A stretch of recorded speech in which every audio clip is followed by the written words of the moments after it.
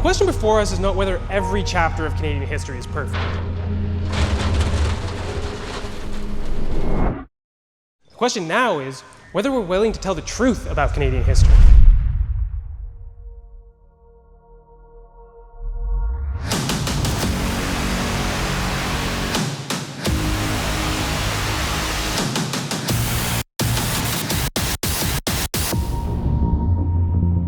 I will direct you guys to confer with your group leader for kind of where you guys are going. If anyone's falling behind, we will get them help.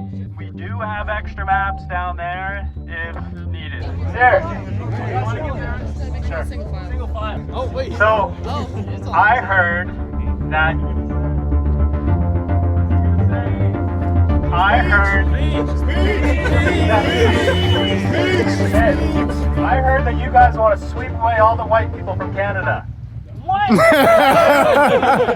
Hey, guys, give it up for the gentleman coming out here. Thank you very much. Thank you. Thanks for coming out. Appreciate it. Hey, guys, just want to say thanks so much for coming out. We appreciate the support. Appreciate Shame on you!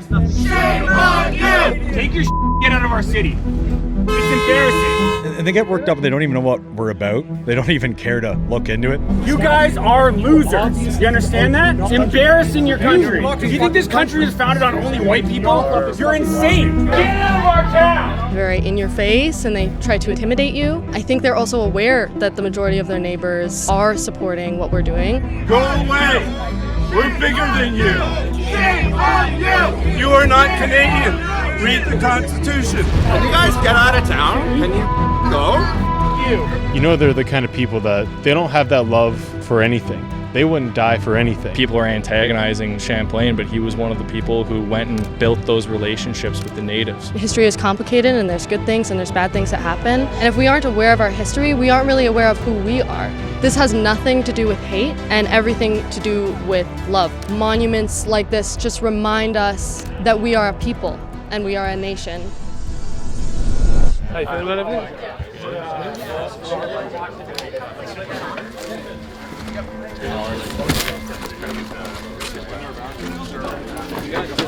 Actually, you probably have something in my car. Yeah, beautiful. You. The fun is about to begin. We're going to get everyone to do what they're already doing right now. We have a very important and proud mission, and it's about getting the literature in every single household before the end of the day. It's 15,000 pieces of literature, 15,000 households. Most conversations will be simple. I got. You got? Yeah. That should be enough. So we gotta do Mary, Mississauga, Colborne, and these three. We did from Bay Street, down, up, and we're about here now.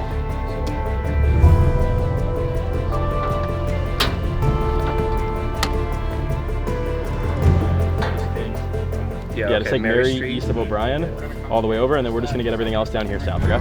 Okay, sounds good. I gave about 2 bundles per group of my guys. I got 6. So about like 300 in total that we took.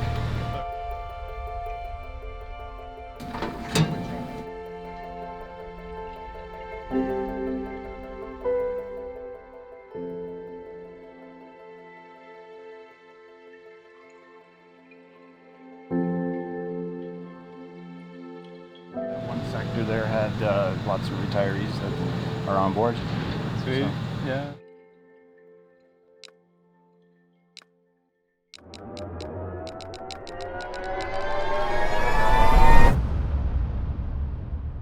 Orillia. 15,000 pamphlets today.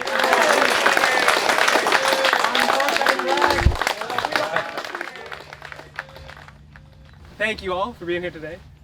It's pretty incredible what we can accomplish, just 70, 80 people with a bit of planning, a bit of coordination, and a bit of effort, a bit of sunlight, more than a few steps, but an incredible accomplishment. As Ken said, we've never done anything like this before, so it was a big test for us. We've done a lot of demonstrations and stuff like that, but this took a level of planning and coordination that's just head and shoulders above that. According to polling that was done back in 2018, 70% of Orillians support this monument, and yet it keeps coming down. How do the 30% keep winning? Because the 30% are loud, they're organized, they pressure politicians directly.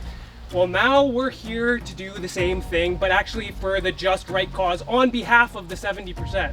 So the 70% is great, but if they're not coordinated, if they're not organized, if they don't have a single message, if they don't have a unified kind of brain operating the movement, it doesn't go anywhere. So today we did an incredible thing. We had 15,000 pieces of literature distributed to 15,000 houses all across the riding. I've been watching the numbers roll in. We cracked 1,000 signatures across the country earlier today. But a big part of our movement is to protect Canadian history, to inform Canadians. And statues like this, these opportunities to tear down monuments and all this stuff, we have to take this as an opportunity to educate Canadians, because there's so few Canadians who know anything about Champlain. He's a truly fascinating figure that does exemplify the Canadian spirit. He represents compromise and communication. He represents this sort of jack of all trades mentality. He could do everything. He was a spy, a warrior, a leader, a diplomat. He's a perfect example of a positive vision of reconciliation. An industry that has become so co-opted by these non-governmental organizations that just use it to sap money off of the government while whinging and framing anything European, anything from the Canadian settlers as inherently evil, and anything that the First Nations do as inherently just. Our history is just more complicated than that. And now we have an organization, we have a platform that we can share together to elevate that other side of the story, which I think is so important. I want you all to give yourself a round of applause for the great work you did and the great work you'll continue to do going forward.